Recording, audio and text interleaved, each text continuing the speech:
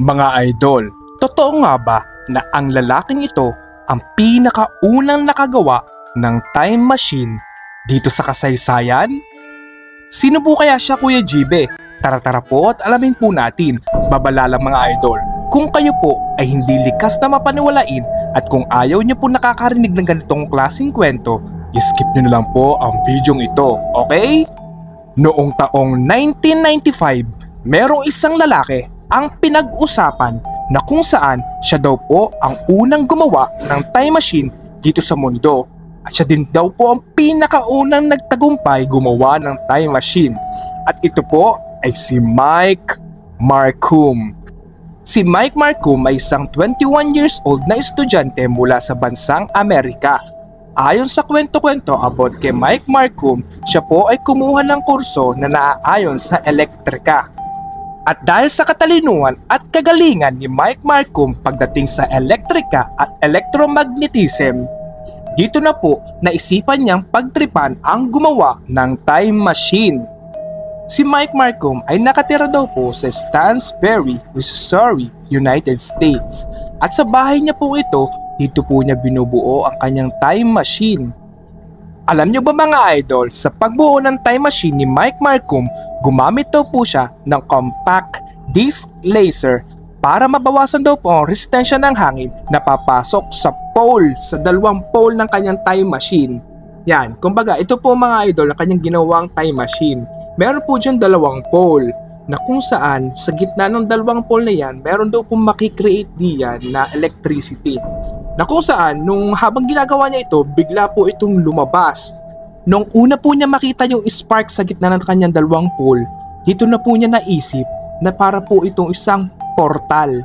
Yan, isa pong vortex. Yan, circular vortex na kung saan ito po ay pinto lagusan papunta sa kabilang dimension. Woo! So, dahil na-curious nga po si Mike Marcum, kumuha po siya ng isang maliit na partner na tornilyo. Tapos ang ginawa niya, ipinasok niya po doon sa maliit na portal sa kanyang time machine. Pagbato niya po sa loob, bigla lang po naglaho yung tornilyo. Tapos mga makailang minuto, biglang nakita na lang po niya, nasa 5 feet away sa kanya, nakita niya po yung kanyang maliit na tornilyo. So ibig sabihin, time travel po yung tornilyo sa loob ng maliit na portal na nagawa niya from kanyang time machine. So dito na po naisip ni Mike Marcum na tagumpay po ang kanyang nagawang time machine. Naisip po niya yung tornilyo nga nag-time travel, tao pa kaya? Kaya lang kapag tao na po ang pinag-usapan at kung ito po ay kakayanin ng kanyang time machine, kailangan daw po makapag-create ng malaking electricity o isang malaking portal para po magkasya isang tao.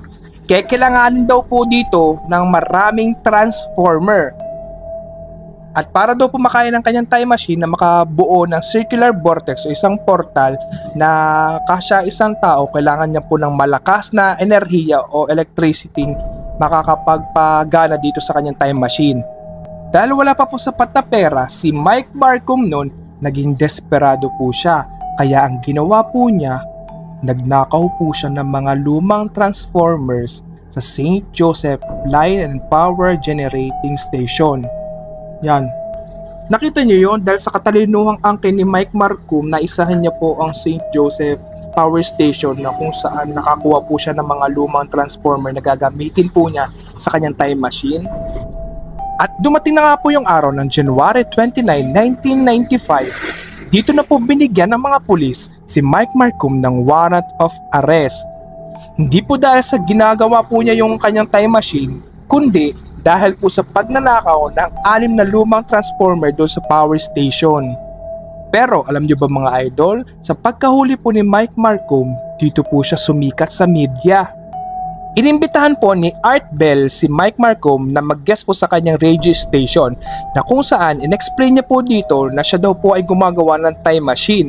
So marami po mga tao na nagka-interest na sponsoran po si Mike Marcum para po ipagpatuloy ang kanyang time machine.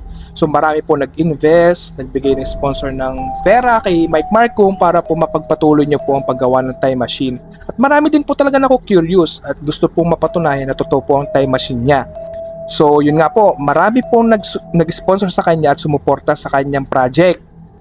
Bali mga 3 months din po nakakulong no si Mike Marcum, tapos pagkalaya niya po, pinangako po niya sa mga naniwala sa kanya na gagawin po niyang legal ang paggawa ng time machine. At nung malapit na po matapos ang time machine ni Mike Marcum, pumunta po ulit siya sa radio station ni Art Bell para po sabihin na isang buwan na lang magagawa na po ang kanyang time machine. Kaya lang, noong taong 1997, dito na po naglaho na parang bula si Mike Marcum at hindi na muli po itong nagpakita. So dahil excited na po yung mga sumuporta kay Mike Marcum doon sa project niya ng time machine, marami po talagang excited na malaman kung ano po ang resulta. Kaya lang, hindi na po makita noong mga araw na yun si Mike Marcum. At dito na po pumasok ang iba't ibang theories na kung saan kinuha na daw po ng time machine si Mike Marcum at nag-time travel na po in the future at sa past.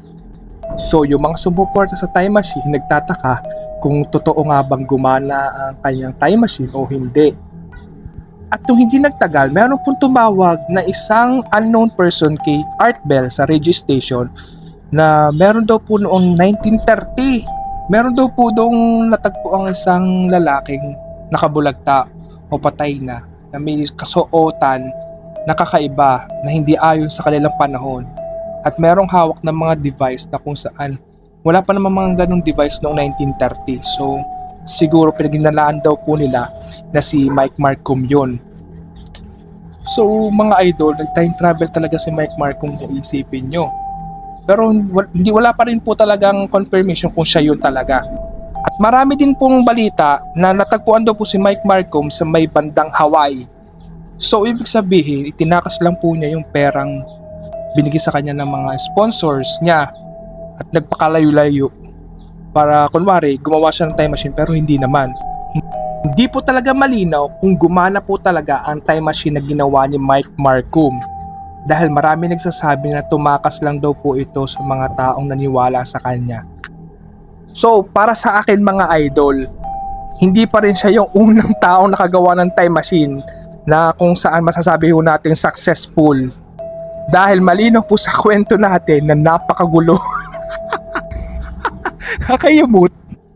So mga idol, hindi po natin masasabi na tunay yon.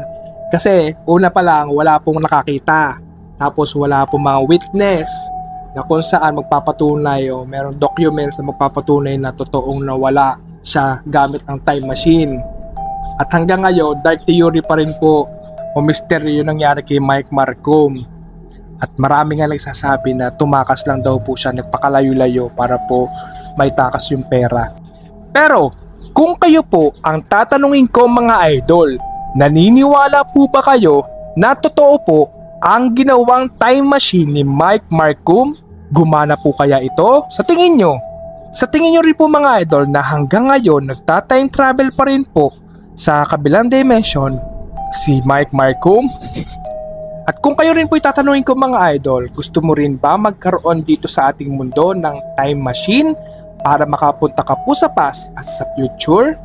Comment nyo nga po sa comment section at ishare nyo na po ang video ito sa mga friends nyo para malaman din po nila ang kwento about sa lalaking pinakauna daw gumawa ng time machine dito sa kasaysayan. Cute!